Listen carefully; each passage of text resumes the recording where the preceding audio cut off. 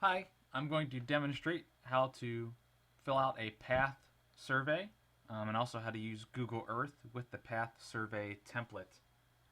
Um, First, before I begin, I just want to point out that in this WFI internal folder on the FTP, there is this bostonpaths.kmz, and that file has all the different paths and links in it. And so this is a good reference that I would always leave open so you can see what else is in the neighborhood. Um, and these green things are the sites with the site ID. And these white stars have the path ID marked midway down the path. Let's delete that for a second. So that's that. So I'm going to pull down a blank path survey. I'm just going to pick number 4 here. Open it up.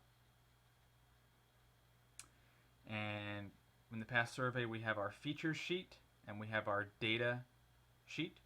The data sheet should be pre-populated with customer data. And the feature sheet will typically have some features already pre-populated in there. However, you're required to add other features if you find significant things along the path. And I'll show you that in a minute. But if we hit map path, the first thing it's going to do, and it'll pause for a little bit here, it's going to query elevations all along the path from the USGS web elevation service.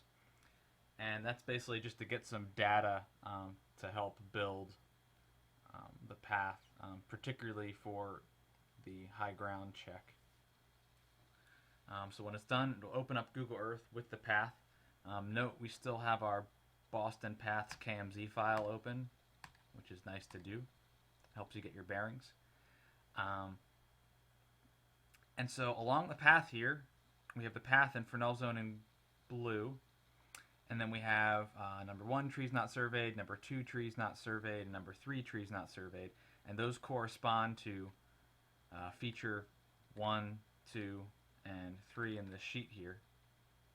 And they're labeled as trees because that's what the person who pre-populated selected it to be. We can zoom in on one of those features by double-clicking on the folder that's listed here on the left. So here's number 1. Here's number 2. Here's number 3. So let's go to number 2 for a minute here. Number 2 is out in the middle here. So let's say that we pop these coordinates into our Garmin or TomTom. We drove there. We got as close as we can. Since it's a forest, maybe you're doing it from the edge of the forest instead of right in the middle. Let's say that we measured it with our rangefinder and we got a height of 72 feet. And let's say we took our picture. And I don't have a picture of any trees on here, so I'm just going to pick something else. After we fill that out, if we hit map path again and we go to number 2, you notice it now says 72 feet AGL. And it makes this a polygon.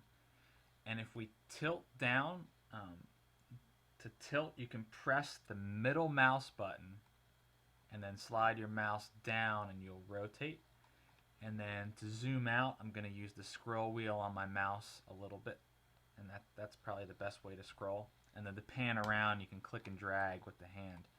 And so here you can see a tree that we added in here. And you also see these red lines.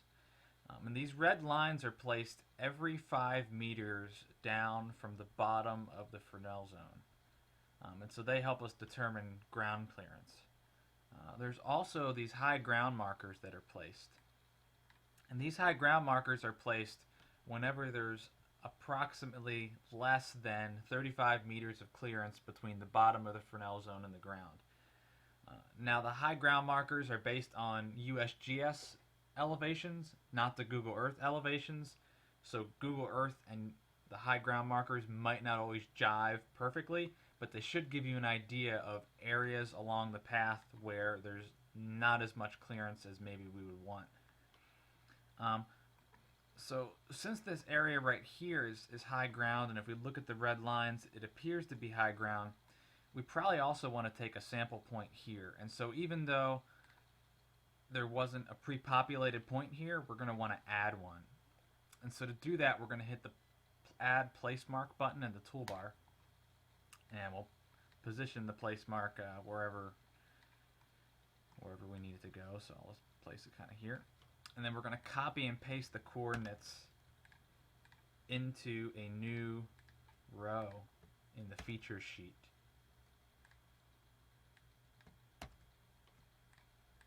I'm going to call it trees. We're going to say yes, it does intersect the path. Almost always it'll be yes in this column, unless it's a building or a thin structure that you might say, okay, maybe it goes under the path, or no, it probably doesn't go under the path, but it's large, so it's still worth noting. And we'll click Map Path. And so now, if we close this place mark thing here, we have number 4, trees not yet surveyed. And so let's pretend that we then traveled to that area or got close to it, measured some trees. We got it to be 45 feet. And we put in our picture. It wouldn't look like this picture, but this is all I have, so I'm using it. Hit Map Path again. Double click on number 4. We'll tilt down, pressing them in the middle mouse button. And we'll zoom out a little bit. And there's our tree there. Again, the AGLs for the sites are just approximate, and from the customer data, they may change drastically in the final design. So even if you have a feature that looks like it takes out the path completely, still continue down the path and fill in the features list completely. The only time you don't need to fill in the features list is if from one site to the other you can see completely clearly. So if you're standing at the one site and you can see the other site, you can see all the sectors on the other site, there's nothing in between. This will happen maybe if you're up on a hill or something. Then just put that in the notes, in the path survey notes here, and just say that, and make sure in the site surveys for that azimuth photo you have a picture of that clear line of sight, and make sure you make a note. While we're looking at the notes, also please note if the path crosses any major bodies of water. That'll be important for us to know when we're doing the design work, to look for reflections and other problems. So that's basically it. You'll fill in an AGL and a photo for the feature. You only need one photo. If it's a building or a telecom structure, though, and there is an address or ID placard available, fill in a second photo with that information. Or if for whatever reason you feel like you need another photo to tell the story of that feature properly, feel free to do that. The description can usually be left blank if it's just trees, or if it's self-explanatory from the photo what it is. But if there's something that needs to be explained, or you have an address or particular information you want to put in there, please add that. One example Todd and I had when we were doing the sample market is we had a church, and we measured the height of the roof on one line, and then we measured the height of the steeple on another line. So the photos for both lines were the same, but in the description we put, church roof, and then the next line we put church steeple. So really only in special cases will you need to fill out the description. Again, before you go out and survey a path, you should be loading it up in Google Earth and scanning along the path, clicking and dragging, tilting, looking at the reference lines to see, where might my problem spots be, looking at the aerial imagery, seeing what may be there. One useful trick, if you're trying to find something in aerial imagery, is to use this history button up here. You can click that down, and this will allow you to look at imagery by date. Sometimes, depending on what season the imagery was taken in, it may not be as good as the imagery taken on another date. So you can go back and look at what's going on in the area. Usually not necessary, but if the imagery looks funny and you want to double check something, that's a good tool. But please, please, please use a mouse. Get comfortable with tilting and moving along the path. You should be spending a lot of time in Google Earth. And if you have your Boston Paths KMZ loaded, this will help you save time because when you're driving from, let's say, this site to this site, you can probably also pick up any features you need along these other two paths at the same time, depending on how the roads go. So use Google Earth to get familiar with the area and help plan out your routes and save time. We give you an order to which you should survey the sites and paths in, but always take a look and see if there's something we missed or if there might be a way to be more efficient with your driving. Thanks.